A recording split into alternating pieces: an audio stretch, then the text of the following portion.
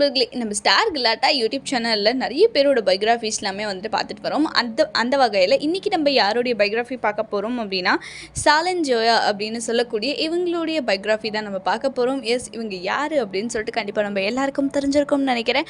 ஒரு ட்ரெண்டிங்கான பெண்மணி அப்படின்னு சொல்லிட்டே சொல்லலாம். இப்போ குக் வித் கோமாளி சீசன் 5ல் வந்து ஒரு கண்டஸ்டண்ட்டாக உள்ளே போயிருக்காங்க. ஸோ ரொம்பவே ஒரு பாப்புலரான இவங்களை பற்றி நிறையா ஹேட் கமெண்ட்ஸும் வருது, பாசிட்டிவாகவும் வருது. என்னடா பொண்ணு இவங்க அப்படின்ற மாதிரியும் வருது. அது மட்டும் இல்லாமல் டிடிஎஃப் வாசனோடைய லவ்வராகவும் இருந்துட்டு வராங்க. அது பற்றியான கமெண்ட்ஸ் எல்லாமே பரவிக்கிட்டு இருக்கு. ஆக்சுவலாக டிடிஎஃப் வாசன்ட்டே இப்போ நிறைய பேர் வந்து கமெண்ட்ஸ் எல்லாம் தெரிவித்து விட்டு வராங்க. என்ன அப்படின்னா, நீங்கள் வந்து மாமா பொண்ணு அத்தை பொண்ணு தானே சுற்றிட்டு இருந்தீங்க, எப்போ டிடிஎஃப் இப்படி மாறினீங்க அப்படின்னு சொல்லிட்டுலாமே வந்துட்டு கேட்க ஆரம்பிச்சிருக்காங்க. தென் ஸ்டார்டிங்கில் ஃப்ரெண்டாக தான் இவங்களுடைய நட்பு இருந்துட்டு வந்தது, இது அப்படியே வந்துட்டு லவ்வாக மாறிடுச்சு அப்படின்னு சொல்லிட்டு சொல்லலாம். நிறைய இடத்துல வந்து இவங்க லவ் அப்படின்னு சொல்லிட்டு டிக்ளைன் பண்ணிட்டாங்க.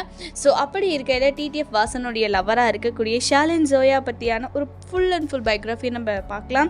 ஆக்சுவலாக இவங்க வந்து ஒரு சோஷியல் மீடியா இன்ஃப்ளூயன்சர், அது மட்டும் இல்லாமல் ஆங்கர், டான்ஸர், ப்ளஸ் ஒரு ஆக்ட்ரஸ் அப்படின்னு சொல்லிகிட்டே போகலாம். அது மட்டும் இல்லாமல் இவங்க நேட்டிவ், பிறந்தது, வளர்ந்தது, படித்தது, லாஸ்ட்டாக இவங்க மூவிலெல்லாம் ஃபேமஸ் ஆனது, இது எல்லாமே வந்துட்டு கேரளா தான். இவங்க ஒரு பக்கமான கேரளா பொண்ணு. அது மட்டும் இல்லாமல் இவங்க முஸ்லீம் தான். ஸோ முஸ்லீம் அப்படிங்கிறதுனாலே சினி ஃபீல்டுக்குள்ளே எல்லாம் போகிறதுக்கு வந்து அவங்க வீட்டில் ஃபுல் அண்ட் ஃபுல் எதிர்ப்பு இருந்துக்கிட்டே தான் இருந்துச்சு. ஆக்சுவலாக இவங்க டேட் ஆஃப் பர்த்னா February 22, 1997 பிறந்திருக்காங்க. இவங்களுக்கு ஆக்டிங் அப்படின்னு ரொம்பவே பிடிக்குமா, ஆனால் வீட்டில் அவ்வளோ பண்ணவே இல்லை. அவங்க அம்மாவோட ஹெல்ப்னாலே இவங்க ஆக்டிங் ஃபீல்டுக்கு எல்லாமே சின்ன வயசுலேருந்தே நடிக்க ஆரம்பிச்சிட்டாங்க. ஆக்டிங் மட்டும் இல்லாமல் கேரளாலேயே நிறைய சேனல்ஸில் ஆங்கரிங்குமே வந்துட்டு இவங்க பண்ணிகிட்டு இருந்திருக்காங்க. 2004 இவங்க ஆக்டிங்குள்ளே வந்திருக்காங்க. இதுவே 2010 பார்த்தீங்க அப்படின்னா இவங்க 28 மூவி வந்துட்டு நடிச்சிட்டாங்களாமா, அதாவது கேரளா மூவியில். இவங்களுக்கு ஒரு பிரதருமே இருக்காங்க. அது மட்டும் இல்லாமல் இவங்க தமிழ்லையுமே 2 படம் பண்ணியிருக்காங்க. ஆக்சுவலாக இந்த படத்தில் பார்க்கும்போது ஷாலின் ஜோயாவா இவங்க அப்படின்ற அளவுக்கு ரொம்பவே ஹோம்லி அண்ட் ட்ரெடிஷ்னலாகவே ஆக்ட் பண்ணியிருப்பாங்க. அதுக்கப்புறமா லாஸ்ட்டாக கண்ணகி அப்படின்ற படத்தில் வந்துட்டு ஆக்ட் பண்ணியிருப்பாங்க.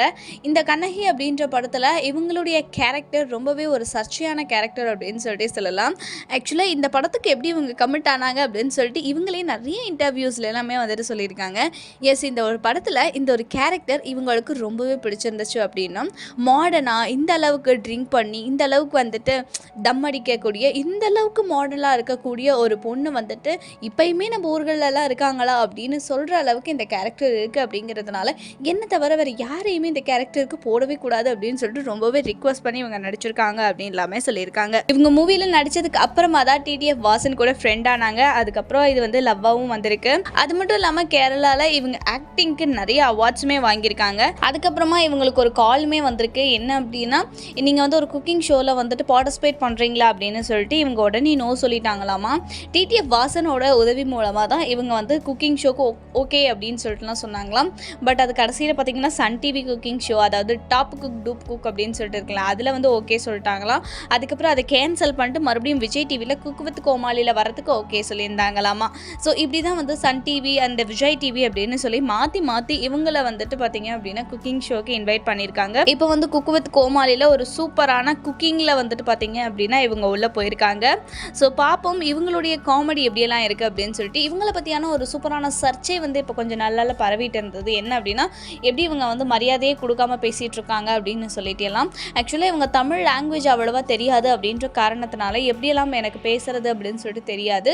ஸோ நான் பேசினதில் ஏதாவது தவறு இருந்ததுன்னா என்னை மன்னிச்சுக்கோங்க அப்படின்னு சொல்லிட்டு அவங்களே அவங்க இன்ஸ்டாகிராம் பக்கத்தில் வந்துட்டு வீடியோவும் போஸ்ட் பண்ணியிருக்காங்க. ஸோ தெரியாமல் தானே பேசியிருக்காங்க, இந்த அம்மனி அவ்வளோவா ஒன்றும் பெரிய தப்பு பண்ணலையே, இவங்களை மன்னிச்சு விட்டுடலாமே. ஸோ இவங்களோட காமெடி எல்லாமே வந்துட்டு குக் வித் கோமாளியில் எவ்வளோ ஒர்க் ஆகுது அப்படின்னு சொல்லிட்டுலாம் எனக்கு தெரியல. பட் கியூட்டி அப்படின்னு சொல்லிட்டு எனக்கு தோணும்.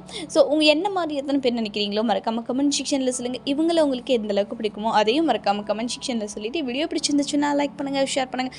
நெக்ஸ்ட் ஒரு சூப்பரான வீடியோவில் நான் உங்களை வந்துட்டு பார்க்குறேன். பை.